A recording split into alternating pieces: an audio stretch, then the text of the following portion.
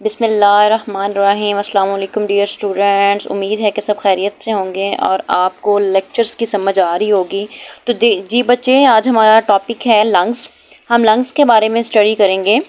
तो लंग्स क्या होते हैं बच्चे? फेफड़े की बात करते हैं। हमारी गैशियस एक्सचेंज जो होती हैं, या मतलब हम सांस लेने का जो भी अमल हो रहा होता है, तो वो किसकी वजह से हो रहा होता है? हमारे लंग्स की वजह से हो रहा होता है, फेफड़ों की वजह से हो रहा होता है। तो वो क्या चीज़ है, इसको इन डिटेल देखते हैं आज हम। There is a pair of lungs in the thoracic cavity. हमारी जो चेस्ट कैविटी होती है उसके अंदर पेयर ऑफ लंग्स जोड़ा होता है लंग्स का। From above and sides lungs are enclosed by the chest wall. इसको कवर किसने किया होता है? ऊपर से, साइडों से, सारी मतलब कि इसको कवर किसने किया होता है? हमारी जो चेस्ट की वॉल होती है उसने इसको कवर किया होता है। A thick muscular structure called diaphragm below lungs is present. इसके बिल्कुल नीचे जो है मसल्स का बना हुआ एक डायाफ्रेम होता है जो लंग्स के नीचे प्रेजेंट होता है। मैं आपको डायग्राम से दिखाती हूँ। जी स्टूडेंट्स, ये देखें, हमारे पास एक डायग्राम है लंग्स की। तो ये लंग्स होते हैं, पेयर होता है इसका, और इसको कवर किया किसने होता है? चेस्ट कैविटी ने जो है वो इसको कवर किया होता है। और ये एक इसके नीचे वाल होती है, ठीक है। इसको क्या कहते हैं? डायाफ्रेम कहते हैं। बिल्कुल जो है थिक मसल स्ट्रक्चर होता है, मस्कुलर मसल्स का बना ये स्ट्रक्चर होता है, जिसको क्या कहते हैं? डायाफ्रेम कहते हैं। ये क्या होते हैं? बिल्कुल स्पॉन्जी होते हैं, इलास्टिक ऑर्गन होते हैं, लचक होती है इनके अंदर, स्पॉन्जी स्पंज लाइक होता है। जैसे स्पंज होता है ना, स्पंज के अंदर कैविटीज खाली जगह होती है, या फोम की तरह होता है, और उसके अंदर वो अपने अंदर लिक्विड को, पानी को एब्जॉर्ब करने की कैपेबिलिटी रखता है। बिल्कुल स्पंज, ये भी क्या होता है? स्पॉन्जी होता है, स्पंज लाइक होता है ये भी। जो लेफ्ट लंग होता है वो थोड़ा सा स्मॉलर होता है राइट लंग से। There are the two lobes in the left lung. Left lung के अंदर दो लूप्स होती हैं, एक होती है सुपीरियर लूप्स और एक होती है इंफीरियर लूप्स। लेकिन राइट लंग्स में तीन लूप्स होती हैं, एक होती है सुपीरियर, एक होती है मिडल और एक होती है इंफीरियर लूप्स होती है। तो बच्चे ये मेन डिफरेंस है लेफ्ट और राइट का, कि लेफ्ट लंग्स में टू लूप्स होती हैं, ठीक है। There are the two lobes in the left lungs while the right lungs has a three lobes, और थ्री होती हैं किसके अंदर? राइट साइड पे। Lungs are enclosed in the double membrane called pleura. बच्चे प्लूरा जो होती है ना, डबल मेम्ब्रेन होती है जिसके अंदर जो है वो लंग्स इनक्लोज होते हैं। डायग्राम के अंदर ये देखें, प्लूरा जो है ये एक मेम्ब्रेन होती है, डबल मेम्ब्रेन होती है, डबल मेम्ब्रेन है, इसके अंदर जो है वो कवर होते हैं, इनक्लोज होते हैं, जिसको क्या कहते हैं? प्लूरा कहते हैं। Its inner layer is attach to the surface of the lung. इसकी जो इनर लेयर होती है, देखो डबल मेम्ब्रेन है, जो इसकी इनर वाली होती है वो लंग्स के साथ अटैच होगी, जो राइट बाहर वाली है, आउटसाइड वाली, वो चेस्ट कैविटी के साथ जो है वो क्या होगी? चेस्ट वॉल के साथ जो है वो अटैच होगी। Its inner is attached to the surface of the lungs, while the outer layer lines the inner surface of the chest wall and the diaphragm। और diaphragm के साथ और chest wall के साथ attach होगी। बच्चे it contain a pleural fluid for reducing friction between the lungs and the chest wall। बच्चे इस pleural और इस chest wall के दरमियान में क्या होता है? फ्लूइड जो है वो मुश्तमिल होता है, ताकि क्या हो सके? लंग्स जो हैं वो फ्रिक्शन से बच सके, बार बार जो है वो घिसे नहीं, रगड़ नहीं खाएं। मतलब कि अगर वो लंग्स हैं वो चेस्ट वॉल के साथ रगड़ खा के वो घिस जाएंगे, तो बड़ी खूबसूरती के साथ इसके अंदर फ्लूइड जो है वो फिल होता है। तो वो फिल जो फ्लूइड होता है ना, वो क्या करता है? इसको रिड्यूस फ्रिक्शन करता है, वो रगड़ खाने से इसको क्या करता है? बचाता है।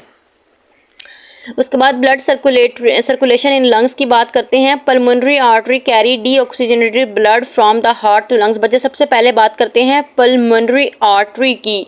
जो रास्ता लंग्स की तरफ जा रहा होता है, जो रास्ता फेफड़ों की तरफ जा रहा होता है, उसको हम पल्मोनरी वे कहते हैं। कौन सा वे कहते हैं? पल्मोनरी वे कहते हैं। याद रखना है कि वो नालियां जो फेफड़ों की तरफ जा रही होती हैं, जो लंग्स की तरफ जा रही होती हैं, उनको हम क्या कहते हैं? पल्मोनरी रास्ता कह रहे होते हैं, पल्मोनरी वे कह रहे होते हैं। जो पल्मोनरी आर्टरी होती है ना, वो क्या करती है? जो ब्लड हार्ट के अंदर, हमारे दिल के अंदर जो डीऑक्सीजनेटेड ब्लड है, जो खून साफ नहीं है, डी का मतलब ही क्या होता है? एब्सेंट। ऑक्सी का मतलब होता है ऑक्सीजन, मतलब कि जो डीऑक्सीजनेटेड ब्लड होगा, जिसके अंदर ऑक्सीजन नहीं है, उसको लेकर किसकी तरफ जाएगी? लंग्स की तरफ जाएगी। अब लंग्स के अंदर आपको पता है कि सांस लेने का अमल हो रहा है और लंग्स के पास ऑक्सीजन है, तो यहाँ पर क्या होगा कि वो तबादला हो जाएगा। मतलब कि जैसे डीऑक्सीजनेटेड ब्लड लंग्स की तरफ आया है, तो वहां पर क्या हो गया है? ऑक्सीजनेट हो गया है, वहां पर उसको ऑक्सीजन मिल गई है, वो बिल्कुल खून साफ हो गया है, ऑक्सीजनेटेड ब्लड हो गया। फिर वो वापस किसके पास जाएगा?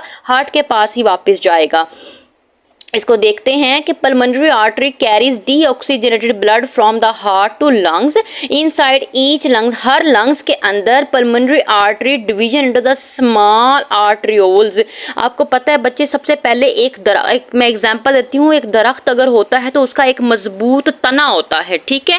उस मजबूत तने की आगे छोटी छोटी बारीक और छोटी बड़ी ब्रांचेस होती हैं जिसको हम शाखें कह देते हैं। इसी तरह जो हमारे अंदर सर्कुलेशन का सिस्टम है, ऐसे ही इसका एक मजबूत तना जो है वो क्या है, आर्टरी या वेन होगी, ठीक है। तो फिर आगे उसकी जो मेन आगे शाखें होती हैं, ब्रांचेस होती हैं, उनको हम आर्ट्रियोल्स या वेन्यूल्स कह देते हैं। इसकी बात कर रहे हैं कि जो मेन पल्मोनरी आर्टरी है वो डिवाइड होकर आगे छोटी छोटी स्मॉल ब्रांचेस के अंदर आर्ट्रियोल्स के अंदर डिवाइड हो जाएगा। वो आर्ट्रियोल्स क्या करेंगी, divide further and make capillaries. वो आगे मजीद इतनी बारीक, इतनी छोटी हो जाएंगी कि वो कैपिलरीज में बन जाएंगी, वो कैपिलरीज में डिवाइड हो जाएंगी। अब कैपिलरीज अराउंड द एल्वियोलाई, हमने जो लास्ट इससे पीछे वाला जो प्रीवियस लेक्चर है उसके अंदर हमने एल्वियोलाई को मजीद डिस्कस किया कि वो एक पाउच लाइक स्ट्रक्चर होता है, जैसे कि अंगूरों का गुच्छा होता है।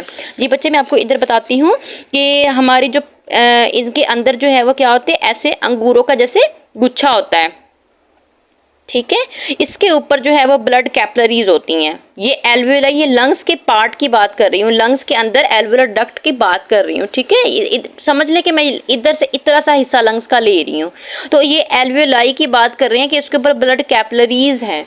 तो जैसे ही डीऑक्सीजनेटेड ब्लड आएगा तो आर्टरीज आगे आर्टरियोल्स में डिवाइड हो जाएंगी। सिंपल सी बात है बच्चे, पहले आर्टरीज लेकर आई हैं, वो आगे मजीद अपनी छोटी ब्रांचेस जो हैं वो आर्टरियोल्स के अंदर जो हैं वो डिवाइड हो जाएंगी, आर्टरियोल्स के अंदर। और आर्टरियोल्स जो हैं वो आगे मजीद स्मॉलर ब्रांचेस कैपिलरीज के अंदर जो हैं वो क्या हो जाएंगी, डिवाइड हो जाएंगी, बन जाएंगी। तो वो कैपिलरीज में बन जाएंगी and make capillaries around the alveoli. अब ये कैपिलरीज अराउंड द एल्वियोलाई, इस एल्वियोलाई के अराउंड, इर्द गिर्द जो हैं वो लिपटी हुई हैं।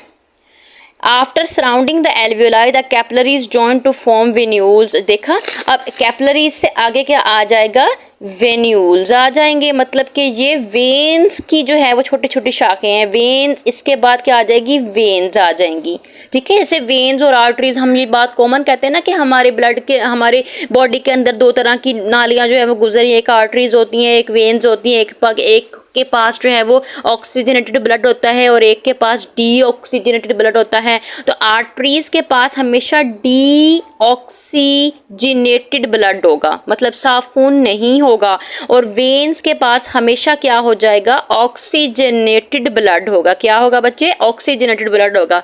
तो प्रोसेस क्या हुआ है कि हमारे हार्ट से, दिल से जो आर्टरीज थी, पल्मोनरी आर्टरी थी, वो ब्लड को लेके आई। कौन सा ब्लड था, डीऑक्सीजनेटेड ब्लड था। वो किसके पास लेकर आई, आर्टरीज से आर्टरियोल्स के पास, आर्टरियोल से वो किसके पास चलेगी, कैपिलरीज के पास। ये कैपिलरीज किसके ऊपर लिपटी हुई हैं, इस एल्वियोलाई के पास। यहाँ पर जब गैसेस एक्सचेंज होंगी, ऑक्सीजन उनको मिल जाएंगी, तो वो खून जो डीऑक्सीजनेटेड था वो ऑक्सीजनेट हो जाएगा। अब ऑक्सीजनेट होने के बाद वो कैपिलरीज ब्लड किसको दे देंगी, वेन्यूल्स के पास। वेन्यूल्स आगे किसको देंगी, वेन्स को।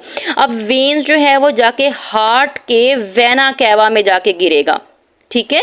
वेना कैवा उसका बड़ा कुआं होता है। किसका कुआं होता है, हार्ट का कुआं होता है। मतलब कि दिल से ही और दिल तक ही आया है, फिर इससे पूरी बॉडी के अंदर जो है वो ऑक्सीजनेटेड ब्लड जो है वो ट्रांसफर हो जाएगा। बहुत ही आसान पाथवे है। इसको हम जो है वो नेक्स्ट चैप्टर में इन डिटेल जब हम हार्ट का लेक्चर पढ़ेंगे तो उसमें बहुत ही एक्सप्लेन से इसको पढ़ेंगे। यहाँ पर थोड़ा सा आपको बताया गया तो इसलिए मैंने आपको इसकी इन डिटेल थोड़ी सी बता दी है। After surrounding the alveoli the capillaries join to form venules, the venules join to form the pulmonary vein which carries oxygenated blood back to the heart। तो जी बच्चे, सिंपल सी बात है। मैं आपको ये पाथवे दोबारा बता देती हूँ कि सबसे पहले हार्ट था, दिल था, उससे पल्मोनरी आर्टरी, वो रास्ता जो लंग्स की तरफ आ रहा है।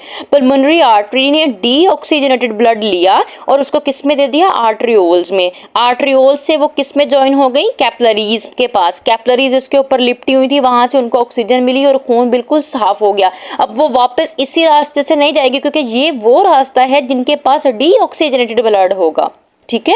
हमें वो रास्ता ढूंढना है जिनके पास ऑक्सीजनेटेड साफ खून होगा। तो वो कौन सा रास्ता है, वेन्यूल्स वाला। वेन्यूल्स के पास आएंगी, फिर वेन्स फिर ब्लड ऑक्सीजनेट होकर किसके पास, वेन्स के पास चला जाएगा, और देन फिर वेना कैवा के थ्रू वो किस में चला जाएगा, हार्ट के अंदर जो है वो चला जाएगा, दिल के अंदर जो है वो खून वापस चला जाएगा, और इससे जो है वो पूरी बॉडी के अंदर क्या हो जाएगा, सर्कुलेट हो जाएगा। तो बच्चे ये हम बात लंग्स की कर रहे थे, तो इसमें जो दिल वाला आ गया, ये यही चीज़ है बच्चे कि हमारे जो फेफड़े होते हैं वो किस तरह जो है वो हमारे डीऑक्सीजनेटेड ब्लड को ऑक्सीजनेट करता है, क्योंकि ऑक्सीजन तो हमारे फेफड़ों के पास है। हमने ऑक्सीजन कहाँ से लेनी है, फेफड़ों से लेनी है।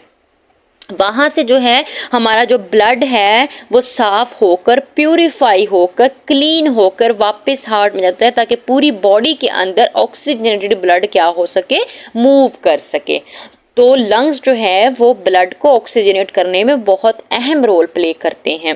तो जी बच्चे, ये था आज का हमारा छोटा सा टॉपिक लंग्स के बारे में। सबसे पहले हमने उसकी एनाटॉमी, स्ट्रक्चर के बारे में देखा कि राइट और लेफ्ट लंग्स था, उसको डायाफ्रेम जो था उसने कवर किया हुआ था, और उसको एक कैविटी ने कवर किया हुआ था, उनकी कितनी लूप्स थी, और देन हमने एक पाथवे पढ़ा है कि ब्लड कहाँ से कहाँ तक मूव करके और कैसे कैसे जाता है। होप सो आपको मेरे लेक्चर की समझ आई होगी। अगर मेरे लेक्चर की समझ आई है तो मेरे चैनल को लाइक एंड सब्सक्राइब ज़रूर कीजिएगा। Thank you so much.